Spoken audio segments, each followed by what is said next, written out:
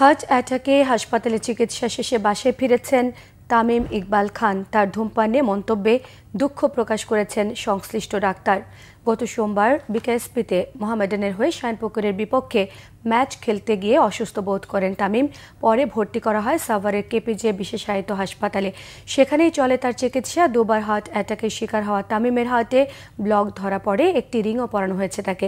KPJ হাসপাতালে একদিন থাকার পর রাজধানী এভার কেয়ারে নিয়ে আসা হয় তামিমকে।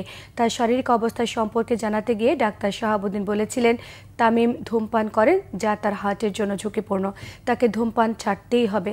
ডাক্তারের এমন কথা সামাজিক যোগাযোগ মাধ্যমে দ্রুত ছড়িয়ে পড়ে এবং সমালোচনার জন্ম দেয়। 4 দিন হাসপাতালে থাকার পর শুক্রবার দুপুরে তামিমকে বাসায় যাওয়ার ছাড়পত্র দেওয়া হয়।